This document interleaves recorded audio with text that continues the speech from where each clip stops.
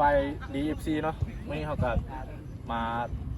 คือว่าอุ่นเครื่องเนาะอุ่นเครื่องเกียมป้อมงานนั่นขันฟุกษาเนาะเขาพรรษาวันที่21วันนี้ก็ทุบเกมก็ถือว่าดีหลายเดี๋ยวไปเบิ่งทุบเกม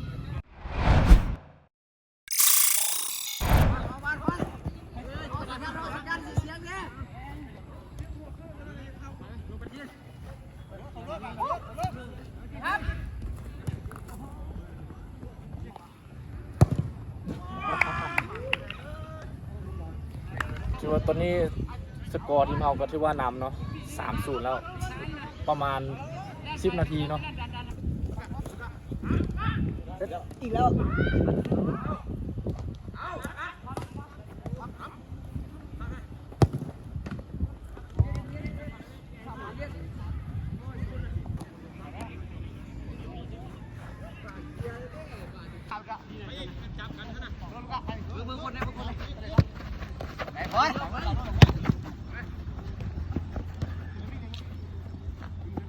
สลันยังไงสลันเล่นทำไมสลันเล่นทำไมตรงนั้นเลยเฮ้ยโอ้สลันมึงเล่นอะไรโอ้ตาจะแตกแล้วนะครับโอ้ตาจะแตกแล้วนะครับมันทำไร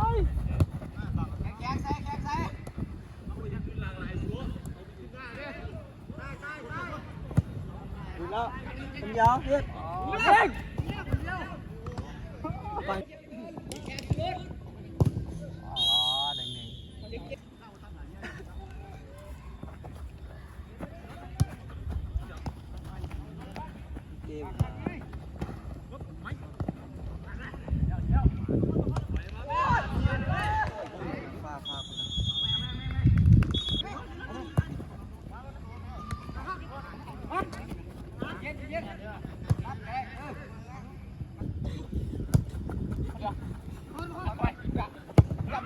ยิงแล้ว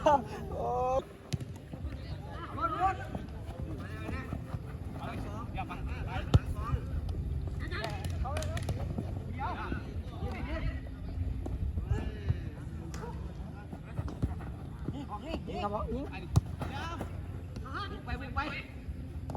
ถึงแล้วยิงพ้น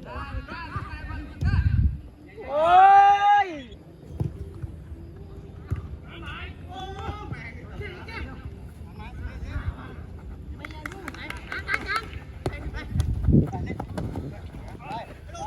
ยิงให้พร้อม